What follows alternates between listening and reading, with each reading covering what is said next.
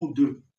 Un élu qui ne prie pas, un élu qui se laisse à l'amusement, un élu qui se laisse à la distraction, qui ne prie pas, ne peut pas avancer véritablement tel que Dieu le souhaite.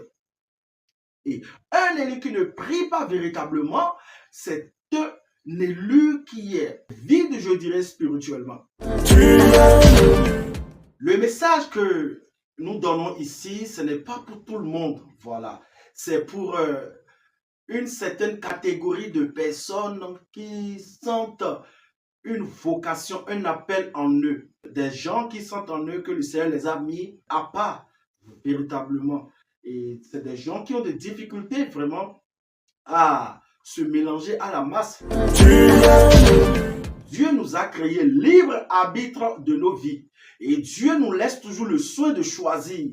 Il nous a responsabilisés. Il veut que nous puissions continuer dans ce qu'il est en train de faire et dans ce qu'il a fait jusque-là. Il nous demande de prendre cette responsabilité et de marcher avec lui.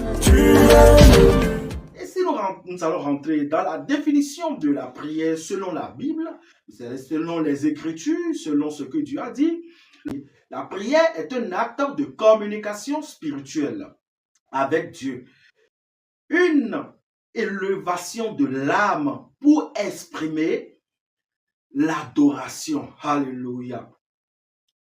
Les remerciements et les demandes. Elle peut être individuelle ou collective.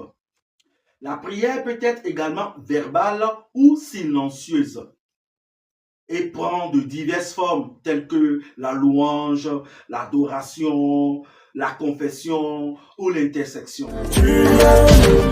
Dans la grande catégorie de la prière, il existe des sous-catégories. Vous savez, au moins 3 catégories de prière que nous les hommes, nous avons l'habitude de faire, tout le monde a l'habitude de faire. Mais pour les élus, ces 3 catégories de prière sont spécifiques qu'ils doivent prendre en considération, qu'ils doivent s'exercer dedans pour pouvoir décrocher des victoires spirituelles. La première catégorie de prière que je vais citer, c'est la prière d'intercession.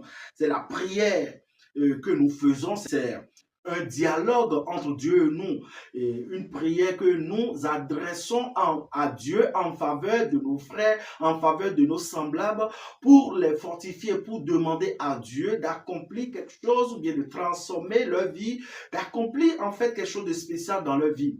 C'est ça, nous intercédons en faveur de nos semblables. Voilà.